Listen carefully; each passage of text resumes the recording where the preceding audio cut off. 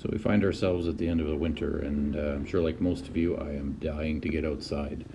So I was going through my stuff and getting ready for the new season when I realized that I still had some footage on my camera from last year. It's footage that I hadn't really intended on making into a video, but I started to go through it. I thought there was enough little stuff here that was worthwhile to take a look at. So I've compiled it into a little bit of a ride video from McLean Creek down near Calgary, and thought I'd walk you through a basic introduction to the area.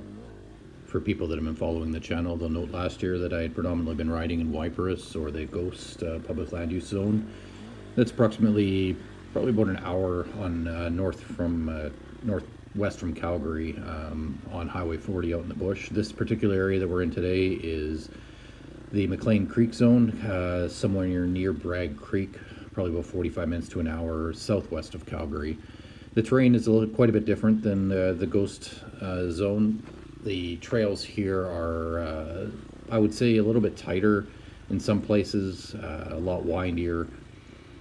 I wouldn't necessarily say that it's much harder. There's a bigger disparity between the side-by-side trails and the single track. I found here in McLean Creek that the only place that was worthwhile riding was the single track. The side-by-side trails have been absolutely destroyed by the quads and the side-by-side. I just didn't find it pleasant at all riding there. But that being said, the single track was great. Lots of twisty, windy, very technical terrain. Lots of log hops. That was probably significantly more log hops than the Ghost zone. But overall, it was unique in its own right. I think it's probably an area that I would try Ghost first before coming here, especially if you haven't ridden in the mountains before. At this point in my riding career, I think I feel a little bit like a cheese connoisseur giving anybody riding advice or riding tips. I'm at very best an average rider, probably a little better off-road than I am motocross, but predominantly it's a learning experience, and one that I spend a lot of time upside down, sideways, and otherwise indisposed off of the bike. That being said, what I do have is 2 eyeballs and a great deal of travel experience, so I do feel fully qualified to give out tips concerning geography. McLean Creek here is probably a lot better single track than Ghost on the whole. It's been set up a little bit better. There's a lot more of this woodwork that's been laid out, little bridges, crossing, things like that, and the trails are marked pretty well. We are starting to discover that there is a lot more single trail at the Ghost area than we had previously thought, but they're simply the network here at McLean Creek is significantly broader and better, as far as I can tell. This is the point in the video where I'm going to leave a little bit of a disclaimer. This is, I think, probably my 3rd or 4th ride on this bike. I had recently changed it from a 250 to a 450, and that's a longer story we can cover in a different video. But the major problems I was having with the bike on this weekend was within about 10 minutes of riding, I blew the front tire. About 5 minutes later, one of my fork seals blew out and then completely covered my front brakes in suspension fluid, and I rode most of the day with no front brake. And as you'll see later in the video, it's pretty important in the mountains to have a front brake. You can swing around a little bit, but there was a lot of out of control going on, and a lot more trying to be cautious that didn't really work out that well. But it was a great day of riding nonetheless.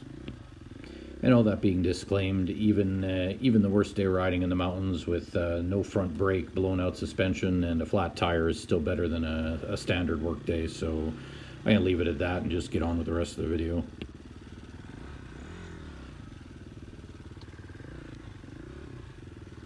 This little trail up the trees is pretty neat, pretty tight, and it's hard to tell from the video, but we're going up a relatively steep slope, and there's so many switchback and off-camber turnarounds and switchbacks. It was really interesting to try. I'm still trying to learn how the 450 delivers the power a little bit. I'm so used to doing it in second gear with a ton of clutch on my 250, but you can just rev the snot out of that thing and it doesn't really care. It's such a good bike in the woods, and the 450 is really good in so many things, but it's a little bit harder to control in the tight stuff. It just wants to go fast so much that getting it slow, it's not really that it wants to stall so much as that it really just wants to rock it out of your hands.